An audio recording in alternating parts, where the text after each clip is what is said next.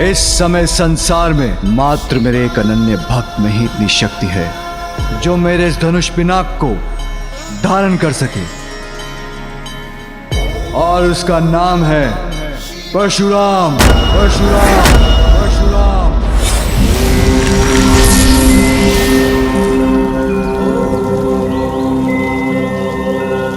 ओम नमः शिवाय।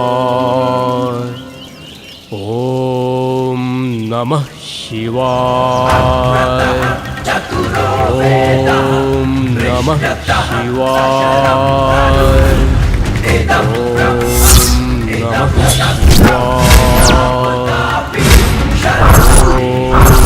नमः शिवाय। ओम नमः शिवाय। ओम नमः शिवाय। ओम नमः शिवाय। वत्स परशुराम, वत्स परशुराम, वत्स परशुराम, वत्स परशुराम।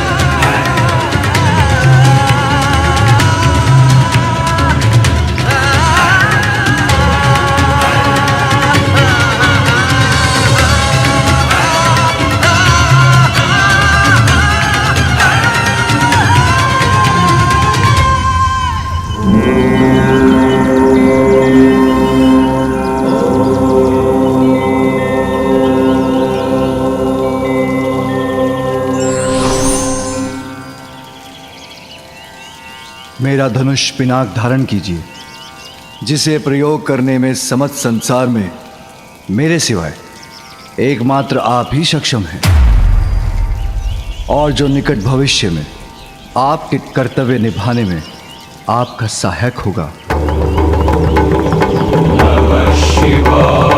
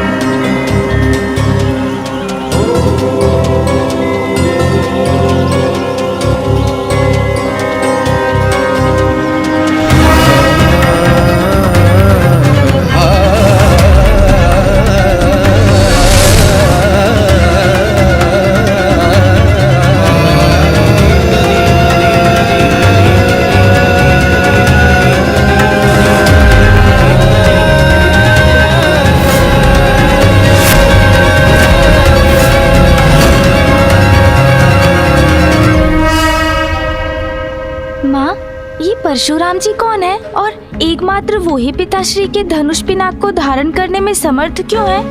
ऐसा कौन सा कार्य है जो उन्हें पिनाक की सहायता से पूर्ण करना है?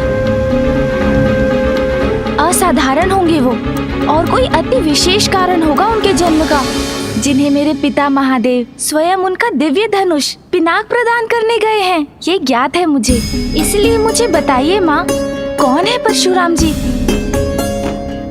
पुत्र, तुम्हारे प्रश्न में ही तुम्हारा उत्तर छिपा है। सृष्टि के पालनहार श्री हरि नारायण ने जिनके रूप में सृष्टि पर अपना छठा अवतार धारण किया है,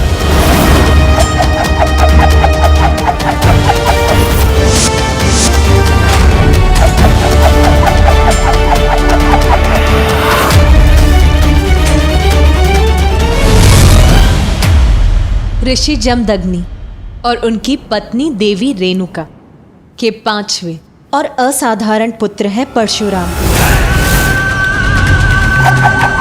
समय आने पर स्वयं महादेव से युद्ध कौशल में प्रशिक्षण प्राप्त कर परशुराम एक अत्यंत शक्तिशाली और अजय योद्धा बन गए।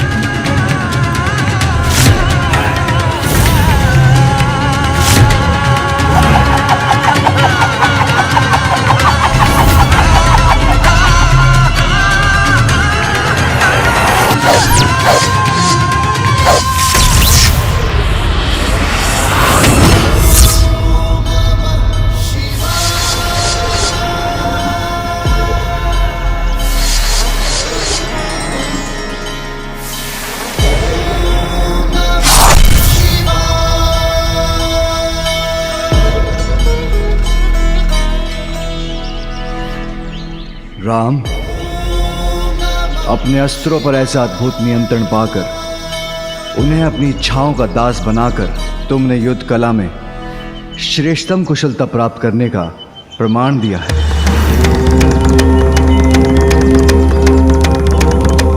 प्रभु, मेरी योग्यता तो आप ही के आशीर्वाद से है।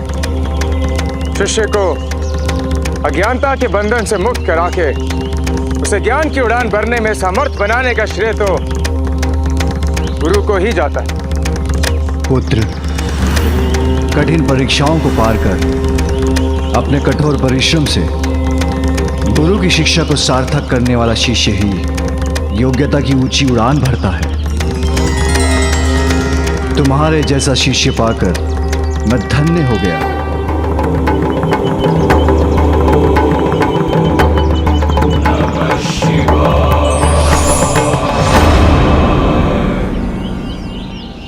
अपनी शिक्षा सफलतापूर्वक संपन्न करने के लिए मैं तुम्हें यह परशु प्रदान करता हूं, जो आज के बाद तुम्हारी पहचान बनेगा।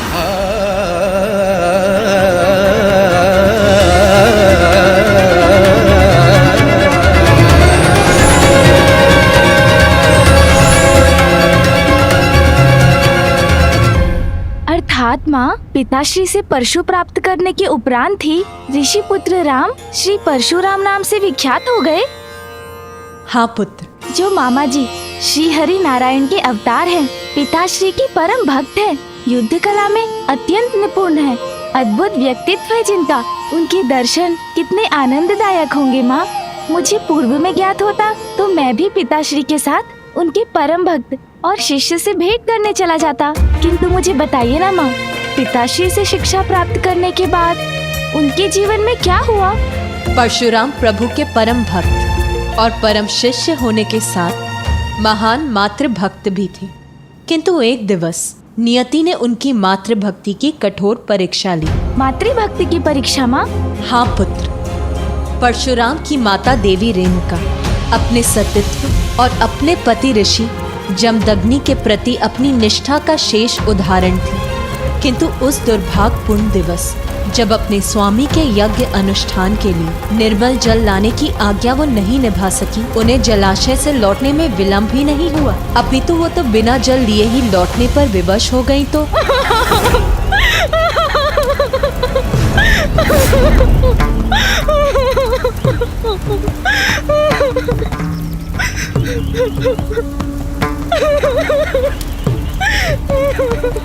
देवी रेणुका, आपको इतना विलंब क्यों हुआ जलाशय से लौटने में? और वो जल कहाँ है जो आप लेने गई थी? आप कुशल तो है ना? क्षमा करें स्वामी।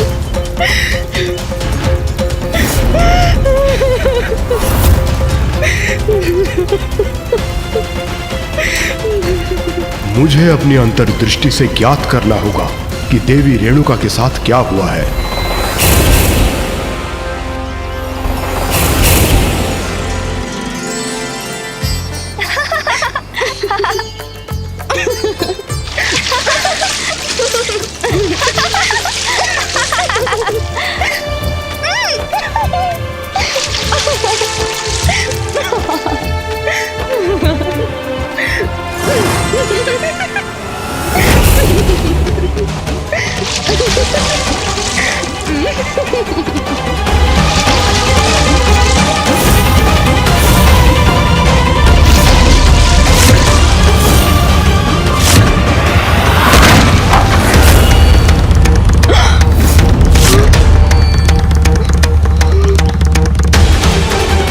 क्षण भर के लिए ही सही, किंतु मेरा मन इस दृश्य में कैसे रम गया। ये मुझसे कैसा अनर्थ हो गया। अब जल पात्र के बिना मैं स्वामी की आज्ञा कैसे पूर्ण करूं? अनर्थ, घोर अनर्थ, घोर अनर्थ कर डाला आपने देवी रेणुका। आपके मन का भटकाव मेरे और मेरे सर्वोच्च कर्तव्य, मेरे यज्ञ अनुष्ठान के प्रति आपकी अनिष्ठा का प्रमाण है। मेरा विश्वास कीजिए स्वामी, मैं सदैव आपके प्रति एक निष्ठ रही हूँ।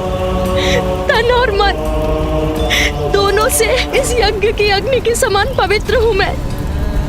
स्वामी, मुझे नहीं ज्ञात कि ये क्षणिक भटकाव कैसे उत्पन्न हुआ मेरे मन में,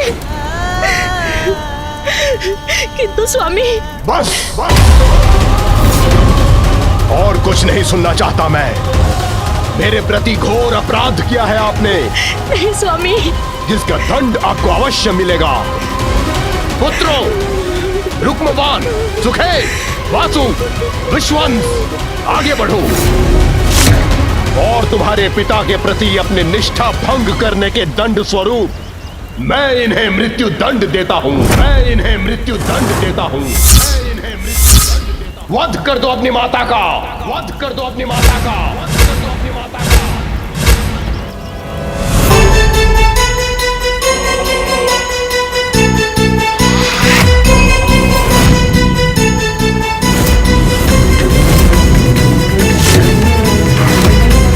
स्तब्ध क्यों खड़े हो?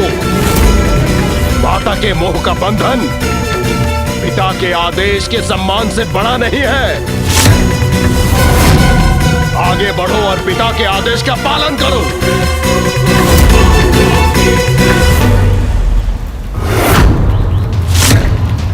जड़वत क्यों खड़े हो तुम सभी? पिता की आज्ञा का पालन करने का साहस नहीं है तो तुम्हें सजीव रहने का भी कोई अधिकार नहीं है।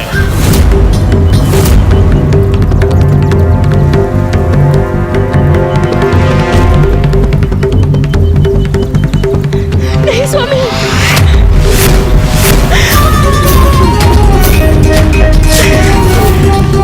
जाओ, मैं तुम्हें मूर्तिवत करता हूँ। तुम्हें मूर्तिवत करता हूँ। तुम्हें मूर्तिवत करता हूँ।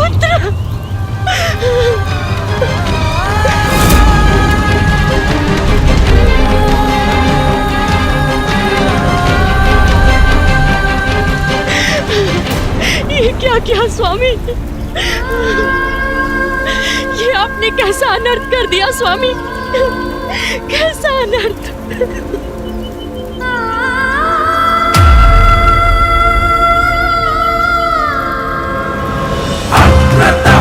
चतुरो वेदः पृष्ठतः सशरं धनुः इदं ब्रह्मम् इदं क्षत्रं शापदापि शरदपि।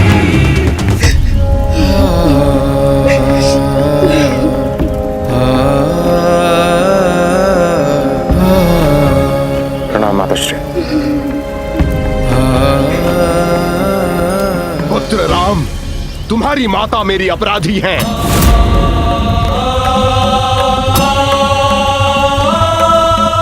इसलिए मेरा आदेश है, वध कर दो अपनी माता का, वध कर दो अपनी माता का, वध कर दो अपनी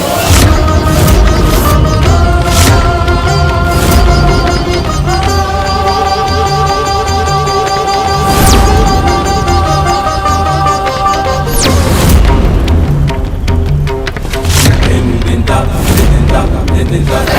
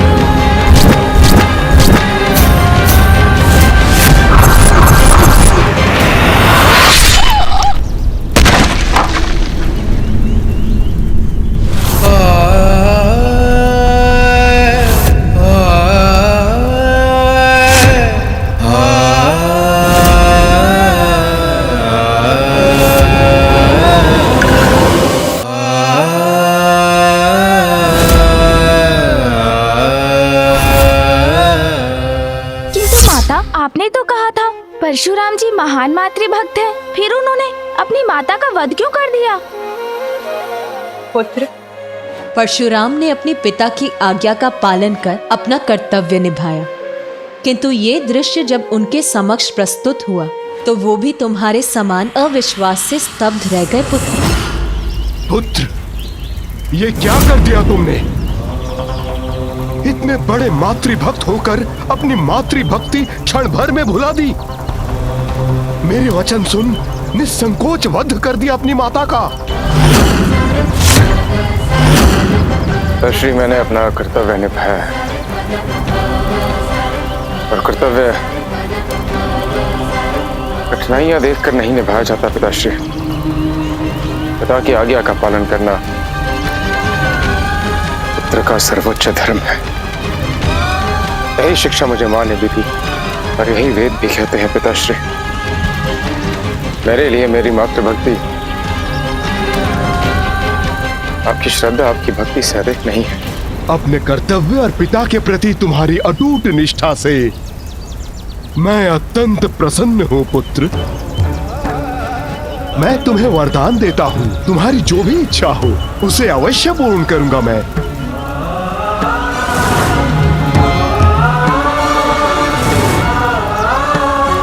पिताश्री, एक मातृभक्त पुत्र के लिए और एक स्नेही भाई के लिए अपने भ्राताओं और अपनी माता के प्राण से बढ़कर और क्या हो सकता है। यदि आप मुझे कुछ देना ही चाहते हैं, आप इन्हें इनका जीवन लौटाने की कृपा कीजिए पिताश्री।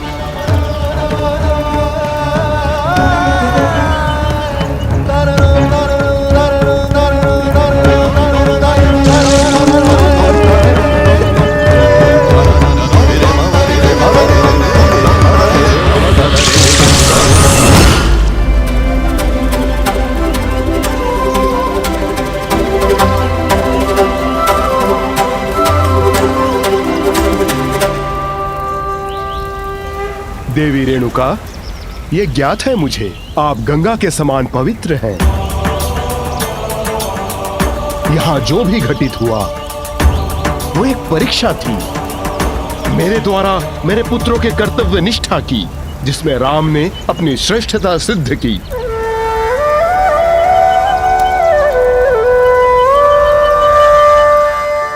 पितृभक्ति और मातृभक्ति में श्रेष्ठतम, कर्तव्य पालन में अडिग, ऐसे महान व्यक्तित्व के दर्शन करने की तो और भी प्रबल इच्छा हो रही है मुझे माँ।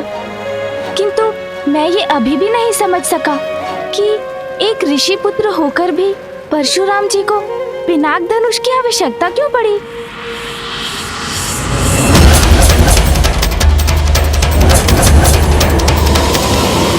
माँ बताइए ना, परशुराम जी को पिनाक धनुष की आवश्यकता क्यों पड़ी?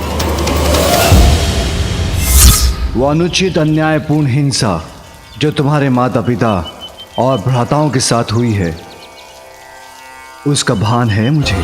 समय आ गया है ऐसे अत्याचारियों को दंड देने का और धर्म का राज्य स्थापित करने का, जिसमें पिनाक तुम्हारी सहायता करेगा। ऐसा क्या हुआ था माँ, जिसके विचार से ही आपके मुख पर इतनी पीड़ा झलक आई? पुत्र, परशुराम जी के माता पिता के साथ एक अत्यंत दुर्भाग्यपूर्ण घटना घटी। परशुराम जी के माता पिता एवं उनके समस्त परिवार की क्रूरता पूर्वक हत्या कर दी गई। माँ, माता पिता तो हर किसी के प्रथम गुरु, मार्गदर्शक एवं ईश्वर ही नहीं, माता पिता भी होते हैं। उन्हें इस प्रकार खोकर तो परशुराम जी बहुत दुखी होंगे। केवल आहत और दुखी ही नहीं पुत्र, बल्कि अब उनका क्रोध ज्वालामुखी का रूप धारण कर बहुत कुछ परिवर्तित करने वाला है। अब परशुराम जी ऐसा क्या करने वाले हैं माँ? ऐसा क्या हुआ था माँ, जिसके विचार से ही आपके मुख पर इतनी पीड़ा झलक आई? पुत्र, परशुराम जी के माता पिता के साथ एक अत्यंत दुर्भाग्यपूर्ण घटना घटी। जब ऋषिवर द्वारा अपने पुत्रों की परीक्षा लेने के कुछ वर्षों बाद अहंकारी राजा कार्तिवीर्य अर्जुन ने अचानक ऋषि जमदग्नि के आश्रम पहुंचकर अपनी संपूर्ण सेना के लिए भोजन की अनुचित मांग की, किंतु अपने द्वार पर आए अतिथि के रूप में उन्हें स्वीकार कर ऋषिवर और देवी रेणुका ने उनका स्वागत किया एवं उनकी पूरी सेना को भरपेट भोजन भी कराया। उत्तम, अति उत्तम। आइए राजन, आइए।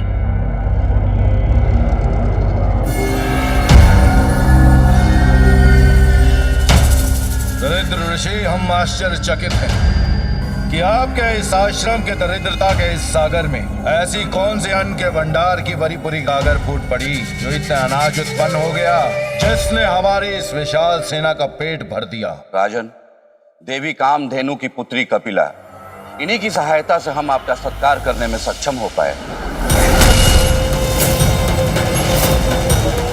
उन्हीं की कृपा से हम आपके और आपके सैनिकों के समक्ष यह व्यंजन प्रस्तुत कर पाए।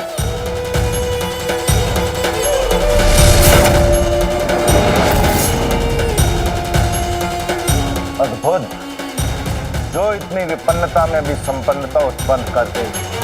मुझे ऐसा लगता है महर्षि कि उसका स्थान यहाँ नहीं बल्कि मेरे महल में है। ईश्वर,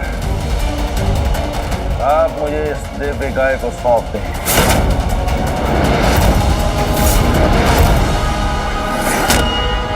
नहीं महाराज, ये संभव नहीं। यह अनुरोध नहीं था मेरा ऋषिवर, आदेश था मेरा। आप मेरी प्रजा हो और प्रजा की संपत्ति पर राजा का अधिकार होता है। मेरे मार्ग से हट जाइए ऋषिवर और इस दिव्य गाय को मुझे अपने साथ ले जाने दें। मैं इसे अपने साथ ले जाकर भोग विलास की वस्तुएं प्राप्त करूंगा। नहीं राजन, प्राण त्याग दूंगा, किंतु दुखियारे और असहाय जीवों की सहायता के लिए मैं इंद्रदेव से उपहार स्वरूप प्राप्त देवी कपिला को आप जैसे दुष्ट राजा को कभी नहीं ले जाने दूंगा।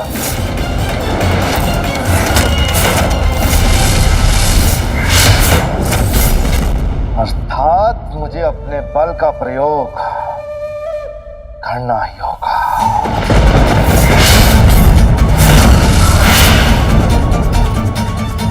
बंद कर दो इन सबका और इनके इस आश्रम को नष्ट कर दो। नहीं राजन, नहीं, ऐसा अधर्म ना कीजिए, मत करिए ऐसा अधर्म। रेणुका,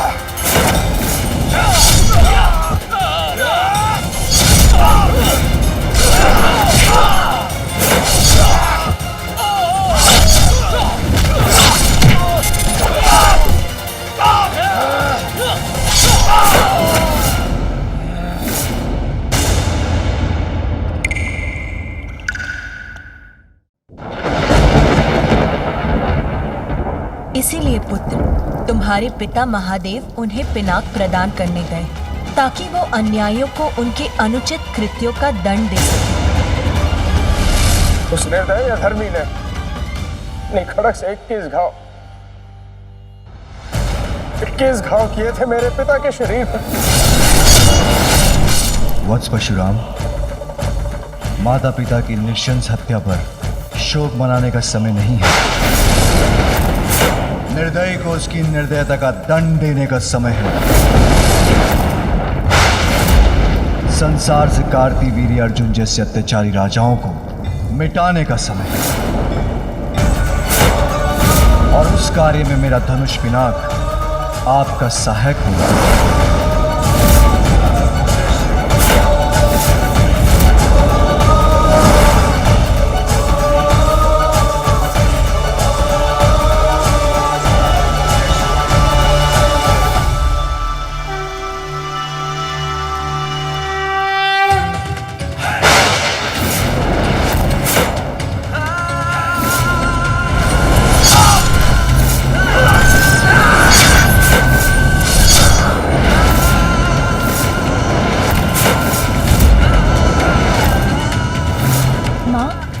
परशुराम जी क्या करेंगे?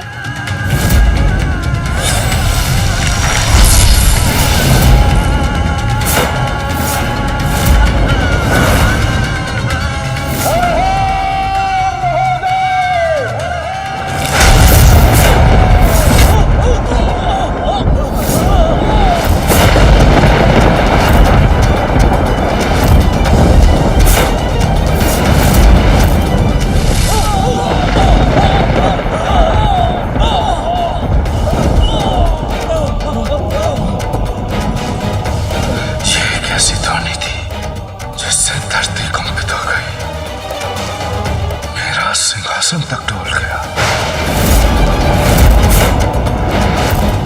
माँ, प्रतीत होता है ये तो पिताश्री की पिनाक की टंकार की गूंज है। हाँ पुत्र, तुम उचित कह रहे हो। ये स्वामी के धनुष पिनाक की टंकार है, उनके शिष्य परशुराम की हुंकार है।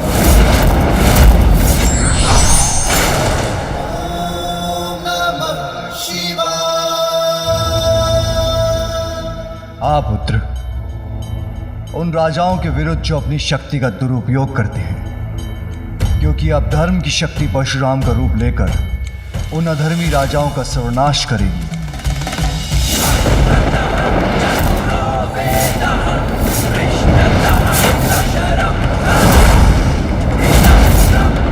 ऋषि जमदग्नि पुत्र परशुराम,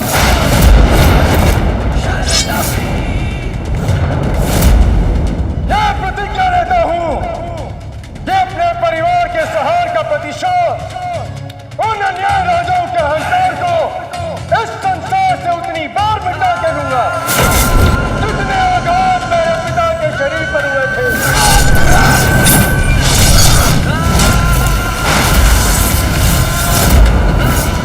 और इस कार्य का प्रारंभ तुम्हारा रथ बहा के करूंगा कार्तिवीर अर्जुन। आक्रमण के लिए तैयार हो जाओ सैनिकों, और मुख्य द्वार को खोलना मत। तुम्हारे द्वार पर तुम्हारा काल तुम्हारी प्रतीक्षा कर रहा है कार्तिवीर अर्जुन।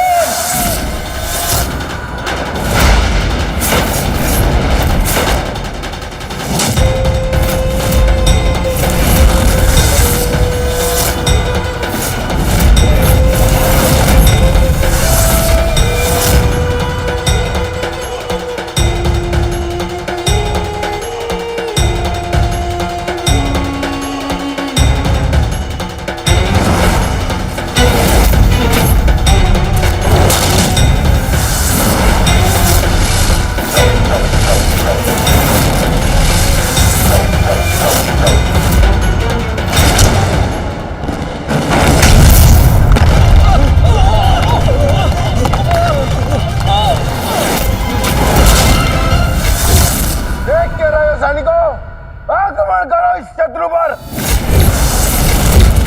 समाप्त कर दो इसे।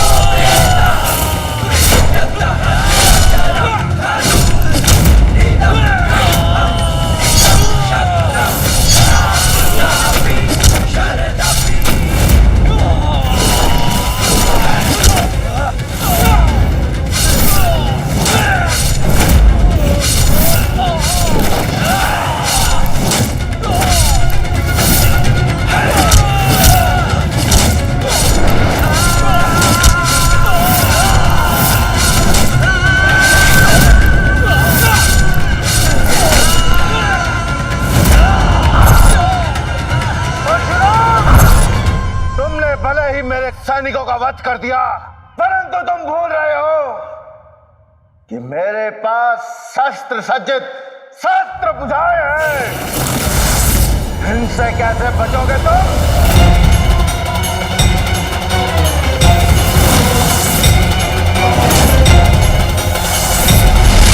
हमारी सहस्त्र बुझाए भी तुम्हारी सेना के समान शीघ्र ही तुम्हारा साथ छोड़ने की कार्तिवीर अर्जुन।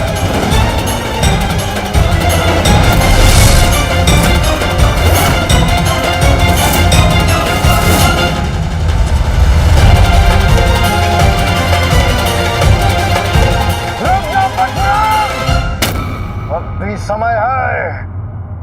अपने बल पर बहुत अभिमान है ना तुम्हें, परंतु आज तुम्हारा वध कर अरे इस अभिमान को भी मैं दूर दूर कर दूंगा। परशुराम, जिस प्रकार आघात से मैंने तुम्हारे पिता का वध किया था, आज उसी तरह मैं तुम्हारा वध करूंगा।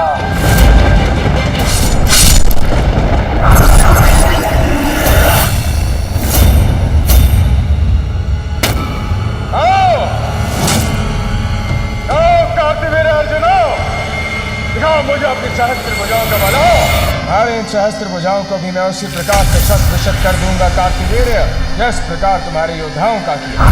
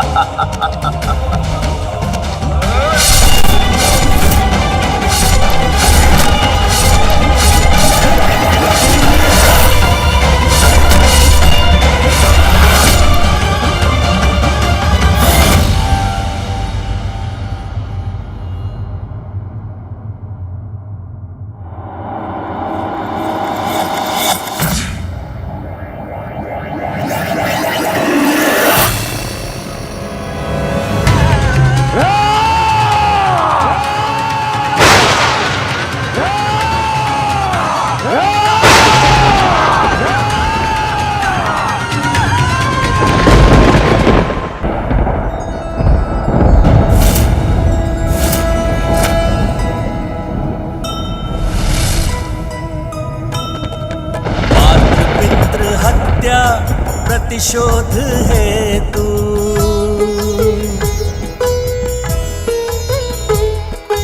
अन्यायी नृप अंत करे प्रभु परशु।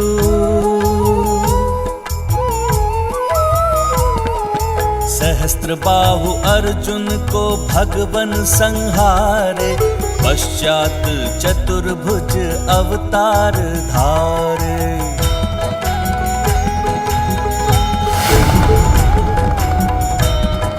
अहंकार का घड़ा जब भर जाता है तो वो अहंकारी का विनाश बनकर छलकता है। कदाचित परशुराम जी द्वारा कार्तिवीर्य अर्जुन के सर्वनाश के साथ संसार में दुष्टों का संहार प्रारंभ हो गया है, किंतु इसके साथ ही परशुराम जी द्वारा उन सभी को न्याय भी मिलेगा जिनके साथ अनुचित और अन्याय हुआ है।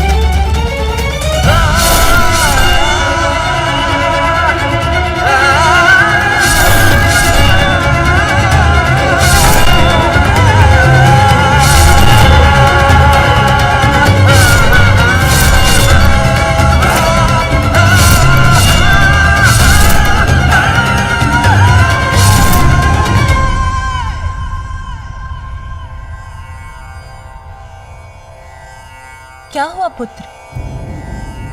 माँ, परशुराम जी के प्रति शोध की अग्नि तो अभी भी धधक रही है। अपनी प्रतिज्ञा के अनुसार 21 बार संसार से अधर्मी अन्यायी राजा को मिटाने के बाद भी उनके क्रोध का ज्वालामुखी शांत नहीं हुआ। पिताश्री, अब आपको उन्हें शांत कर रोकना ही होगा, अन्यथा उनकी विनाश लीला इसी प्रकार निरंतर चलती रहेगी। अब तो ऋषि कश्यप ही परशुराम को शांत कर सकते हैं।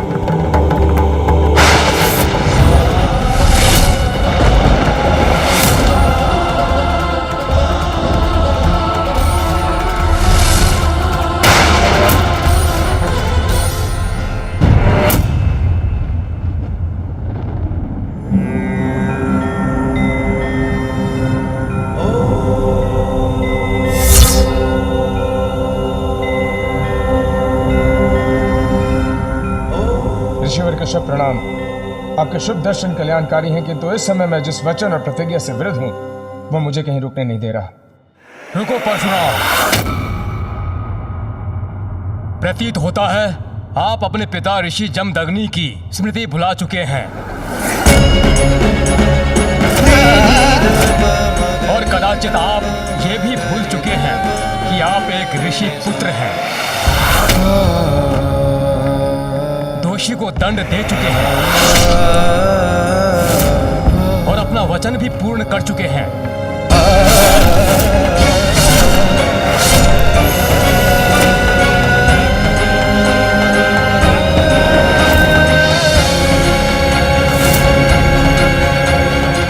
आपका प्रतिशोध तो कभी का पूर्ण हो चुका है और अब क्रोध के आवेश में सभी सीमाएं लांघ चुके हैं आप। क्या यही ऋषि धर्म है? क्या ये हिंसा की अधिकता ऋषि जमदग्नि के पुत्र को शोभा देती है परशुराम?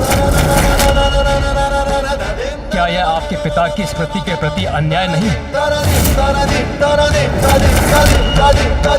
जो कोई अन्यायी राजा नहीं, स्वयं उनके पुत्र कर रहे हैं। जैसे इस भारी युद्ध का अंत किया आपने, उसी प्रकार अपने भीतर चल रहे युद्ध को भी शांत कीजिए परशुराम जी।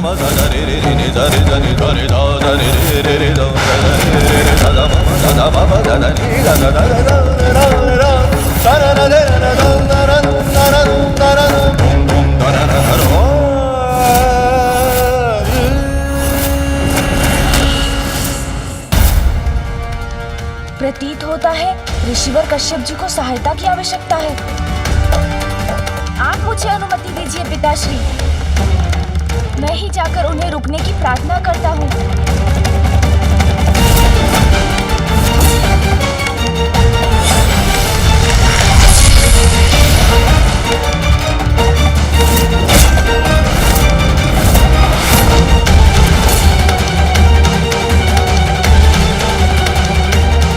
परशुराम का गणेश पर प्रहार, ये कैसा संकट है?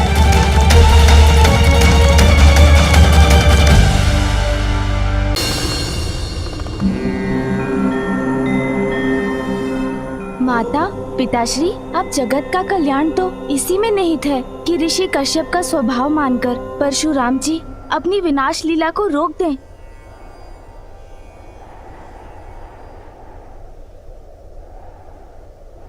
आप उचित कह रहे हैं गुरुवर, मुझे अपनी भूल का आभास है। ऐसी क्षण अपने संहार लीला का अंत करने का प्रण लेता हूं, किंतु अब मुझे क्या करना चाहिए ईश्वर? इस प्रश्न का उत्तर तो स्वयं आपके पास है। संपूर्ण भूभाग आपके अधीन है, इसीलिए आप ही निर्णय लीजिए कि आप अपने लिए कैसे भविष्य का निर्माण करना चाहते हैं। ऋषिवर, मैं भूभाग का अधिपति नहीं बनना चाहता।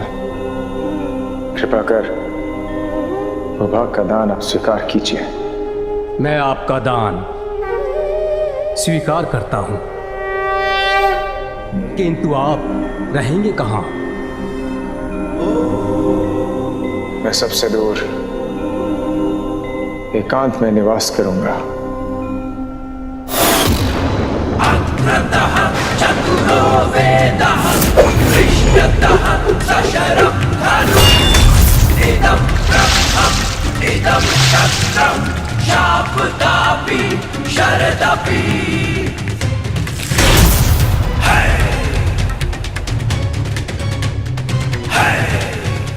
ऋषिवर, भूभाग का दान स्वीकार करने के लिए और मेरा मार्गदर्शन करने के लिए मैं आपको शत शत धन्यवाद करता हूं।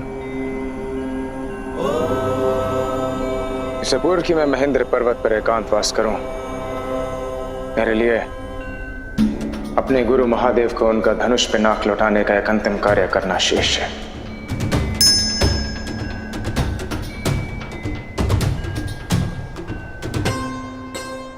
आज्ञा दीजिए।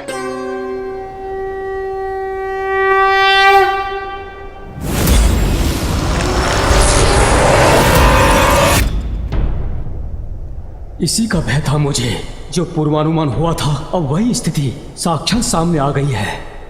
देवादिदेव महादेव,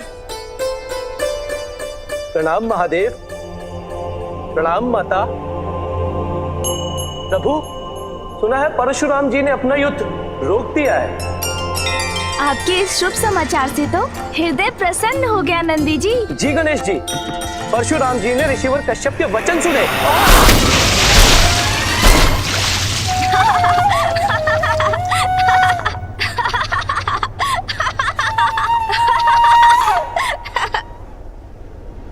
नंदेश्वर जी, आप इतना शुभ समाचार लेकर आए, उसके लिए आपको बहुत बहुत बधाई।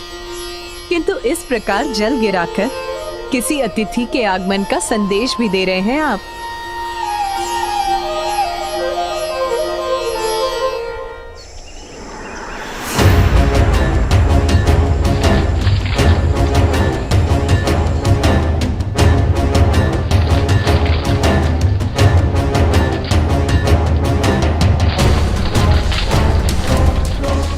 उचित कह रही है माँ, कुछ बड़ा आ रहा है उधर माँ।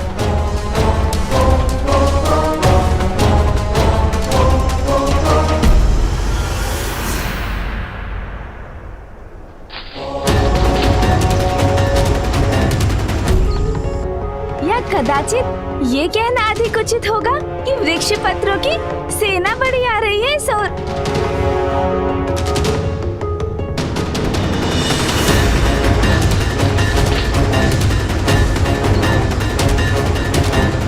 पुत्र, ये वृक्ष पत्रों की सेना नहीं, 60 सहस्र नन्हे बालखिले ऋषियों के कैलाश आगमन का सूचक है, जो इन पत्रों को छत्र के समान प्रयोग करते हैं। अच्छा,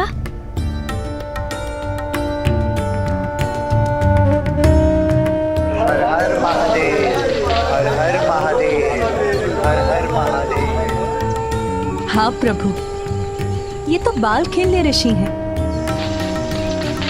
किंतु पिताश्री, कौन है ये बाल खेलने ऋषि? पुत्र, दक्ष पुत्री सनति और ऋषि क्रतु के पुत्र बाल खेले ऋषि धर्म कार्य के प्रति अपनी अटूट श्रद्धा के लिए प्रख्यात हैं। इसलिए इनके मुख से निकला प्रत्येक वचन सत्य होकर ही रहता है। स्वयं देवराज इंद्र भी इनके वचन नहीं टाल सकते। तब तो मैं स्वयं जाकर उनका स्वागत करना चाहूंगा। सावधान पुत्र, एक कद में अवश्य छोटे हैं, किंतु इनका क्रोध ऋषि दुर्वासा और परशुराम से कम नहीं, जो छोटी सी भूल से भी भड़क सकता है। और ऋषि दुर्वासा के समान इनकी जीवा से भस्म करने का श्राप ही निकलता है। इसलिए इनके साथ सजग रहने की आवश्यकता है। हाँ पिताश्री, इस बात का अवश्य ध्यान रखूंगा मैं।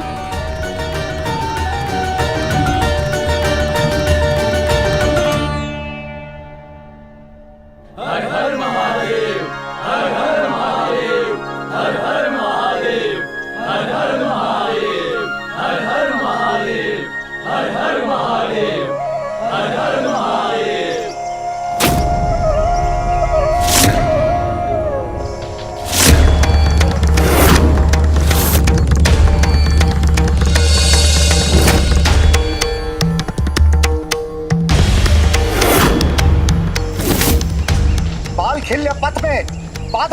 करने के लिए हम तुम्हें पुष्प रहित कटीले झाड़ में परिवर्तित होने का श्राप देते हैं। हम तुम्हें पुष्प रहित कटीले झाड़ में परिवर्तित होने का श्राप देते हैं।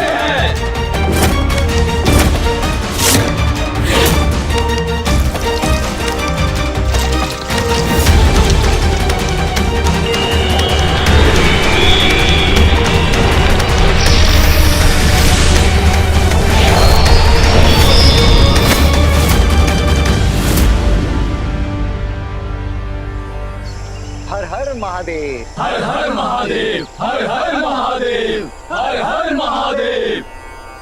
बालतिल्य लिति माधवलता तो बालखिल्य ऋषि यहाँ प्रसन्न रहे, इसके लिए हमें शीघ्र जाकर उनका स्वागत करना चाहिए। प्रभु, हमें उनके स्वागत की तैयारी करनी है, आज्ञा दीजिए।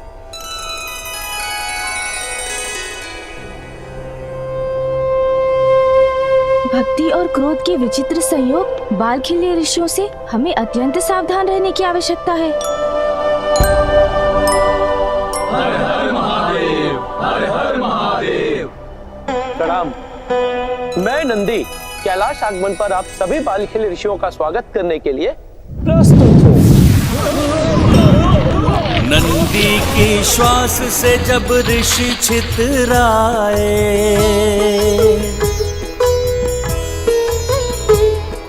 संकट को जान सभी शिवगण घबराए।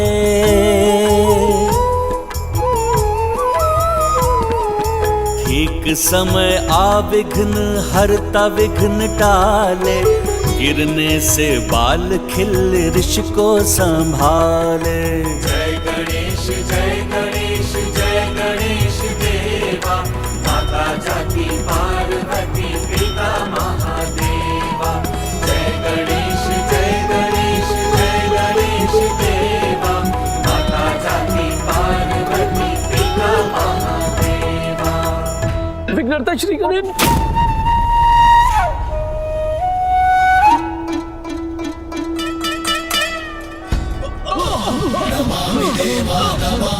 अरे यदि ये नीचे गिर गए तो कहीं मुझे शाप देकर कटीले झाड़ में परिवर्तित न कर दे।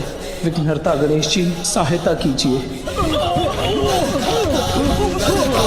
जय गणराजा नमामि देवा, भक्तों के तुम ही हितकारी। जय गणराजा नमामि देवा, दुःखहर्ता सुखहर्ता स्वामी। जय गणराजा नमामि देवा, विघ्नराज जी अंतर्यामी। जय गणराजा नमामि देवा, विघ्न हरो सब देव हमारे। जय गणराजा नमामि देवा, पूर्ण करो प्रभु आज हमारे। जय गणराजा नमामि देवा। नंदी जी के कारण आपको पहुँचे कष्ट के लिए मैं क्षमा प्रार्थी हूँ ऋषिगण। आप अवश्य ही महादेव पुत्र विघ्नहर्ता गणेश हैं। आप अवश्य ही महादेव पुत्र विघ्नहर्ता गणेश हैं। ओह, सभी इसीलिए साथ बोलते हैं ताकि हम इनकी ध्वनि सुन सकें। हमारी कैलाश यात्रा के अंतिम पड़ाव पर आए हुए विघ्न को टालकर आपने ये प्रमाणित कर दिया है कि आप सर्व विघ्न हर्ता हैं। आपसे भेंट कर हम अति प्रसन्न हैं। इसलिए हम नंदी जी को उनकी भूल के लिए क्षमा करते हैं। हम नंदी जी को उनकी भूल के लिए क्षमा करते हैं। नंदीश्वर जी, अब आप जो भी कहें थोड़ा धीमे स्वर में कहें, क्योंकि आपका एक भी शब्द उनके लिए बवंडर बनकर उन्हें उड़ा ले जा सकता है। ऋषि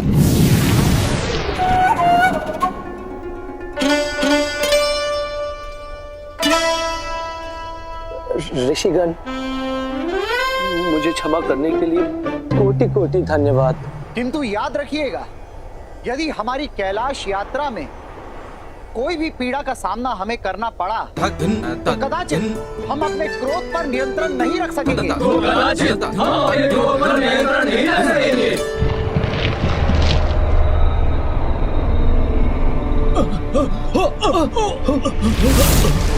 ऋषिगण अकस्मात पुनः कंपित क्यों हो रहे हैं?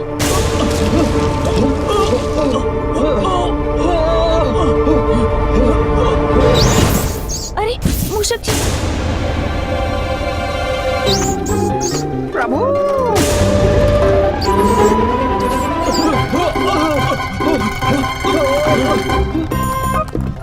मूषक जी के ऐसे दौड़ने से जो भूमि में कंपन उत्पन्न हो रहा, उसी से ऋषिगण स्वयं को संभाल नहीं पा रहे हैं। मूषक जी रुकिए रुकिए। आया प्रभु आया। प्रभु मुझे शीघ्र आने को कह रहे हैं। आ रहा हूँ प्रभु, आ रहा हूँ। रुकिए मूषक जी, आगे मत बढ़िए, वहीं रुकिए। प्रभु मुझे और तीव्र गति से आने का संकेत दे रहे हैं। रुकिए रुकिए मूषक जी रुकिए। मैं आ रहा हूँ प्रभु, मैं आ गया। नहीं नहीं मूषक जी रुकिए। और तीव्र, प्रभु मुझे बुला रहे हैं। अरे कंपन तो और बढ़ता जा रहा है। ये रही मेरी तीव्र गति। इससे पूर्व कि मूषक जी कुछ अनर्थ कर दे, मैं ही कुछ करता हूँ। लीजिए, मैं आ गया प्रभु।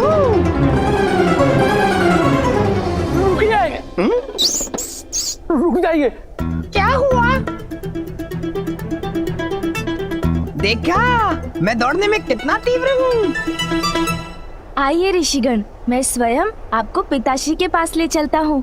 हर हर महादेव। हर हर महादेव। हर हर महादेव। हर हर महादेव। हर हर महादेव। मंगलकर्ता स्वामी श्री मंगलमूर्ति, जन जन पूजे होती कामना पूर्ति। विघ्नहरण सुखदायक देव गणराया, वांछित फल पाया जो चरणों में आया। जय देव जय देव। एकदंत गज आनन लंबोदर देवा, सिद्धि सिद्धि प्रथमेश्वर जगत करे सेवा। मोदक प्रिय विघ्न हरण मूसकी सवारी, गणनायक की जन गण करते जयकारी। जय देव जय देव।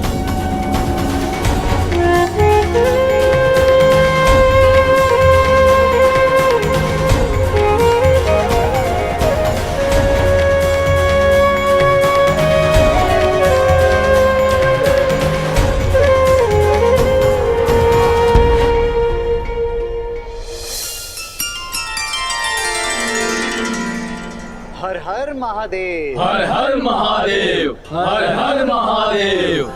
प्रणाम महादेव, प्रणाम माता पार्वती। प्रणाम महादेव, प्रणाम माता पार्वती। प्रभु आपकी कृपा से कैलाश आगमन का हमारा प्रथम उद्देश्य विघ्नहर्ता गणेश का दर्शन पूर्ण हुआ और उनका चमत्कार भी देख लिया हमने। विघ्नहर्ता गणेश का दर्शन पूर्ण हुआ और उनका चमत्कार भी देख लिया हमने। किंतु दूसरा उद्देश्य पूर्ण करने के लिए हमें आपकी अनुमति चाहिए प्रभु। हमें आपकी अनुमति चाहिए प्रभु। प्रभु हम कैलाश में उमा महादेव की पूजा करने के इच्छुक हैं। उमा महादेव की पूजा करने के इच्छुक हैं। आप जैसे महान ऋषियों के इस विनम्र अनुरोध को भला मैं कैसे टाल सकता हूँ। आपको इस पूजा की अनुमति है। हर हर महादेव। हर हर महादेव। हर हर महादेव। पुत्र गणेश, बालखिल ऋषि की पूजा शांतिपूर्वक संपन्न हो। कैलाश में होने वाले आवागमन से इनकी पूजा में कोई विघ्न न आए, इसका संपूर्ण दायित्व तुम्हें ही संभालना होगा। पुत्र, पिता की आज्ञा का पालन करना तुम्हारा कर्तव्य है। ये दायित्व तो मेरा सौभाग्य है पिताश्री और माता। ऋषिगण जब तक अपनी पूजा संपन्न नहीं कर लेते, मैं किसी को भी कैलाश में प्रवेश नहीं करने दूंगा।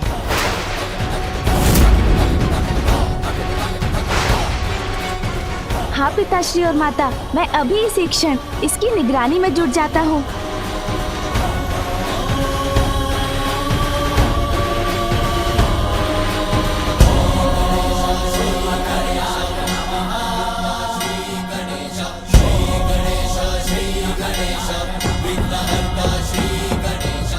और प्रभु हम सब यथाशीघ्र पूजा की व्यवस्था करते हैं।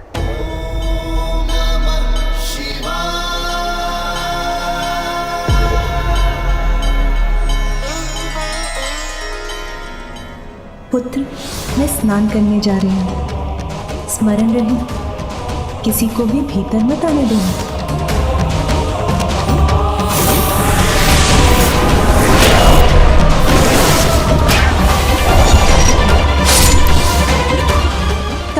शत्रु की भांति कुछ अनिष्ट ना हो जाए।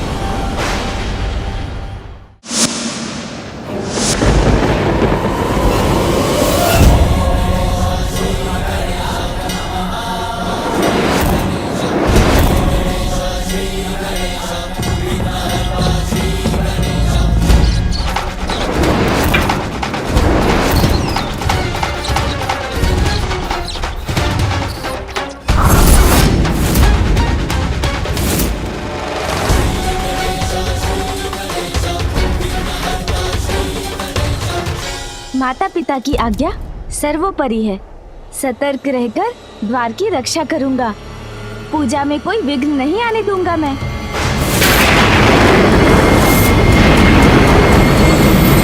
तो समय व्यतीत करने के लिए क्या करूं? प्रभु का वाहन होने के नाते द्वार रक्षा में उनकी सहायता करना मेरा कर्तव्य है।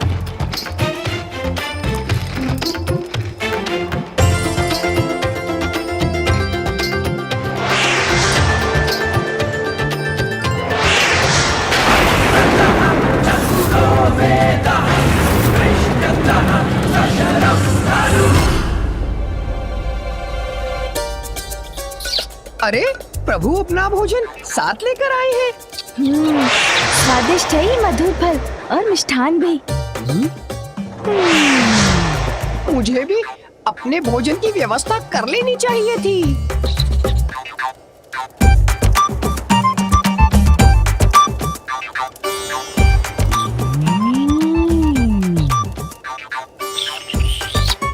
ये मेरा भ्रम है या ये फल स्वयं मेरी और बढ़े आ रहे हैं?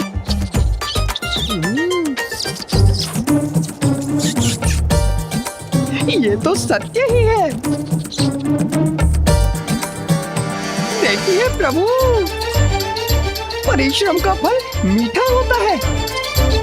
मीठे मीठे फलों से भरी डालियां स्वतः मेरी ओर बढ़ी आ रही हैं। अभी मैं खाता हूँ। रुकिए मूषक जी, ये क्या करने जा रहे थे आप?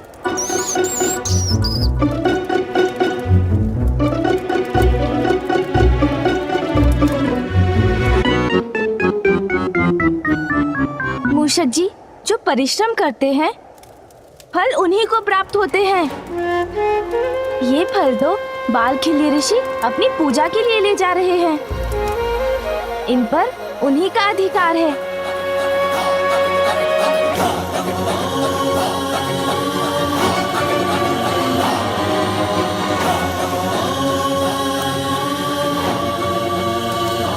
ऋषिगण, आपकी अनुपम भक्ति से मैं बहुत प्रभावित हूँ। कृपा कर अपनी पूजा के प्रबंध में मुझे सहायता करने की अनुमति दीजिए।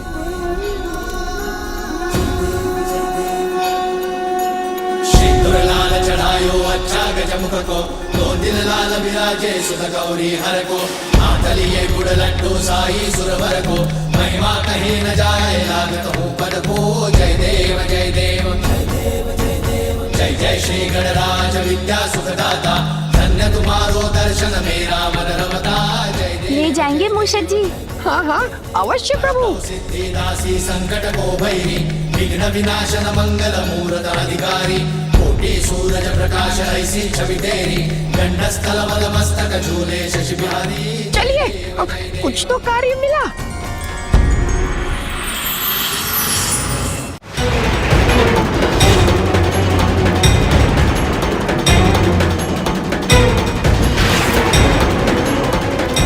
मेरे गुरुवर महादेव के दर्शन पाकर ही शांति मिलेगी मुझे। इसमें क्षणिक विलंब भी मेरे लिए सहनीय है। इन ऋषियों की पूजा संपन्न होने तक मैं इस द्वार की रक्षा करूंगा और किसी को भी भीतर प्रवेश नहीं करने दूंगा।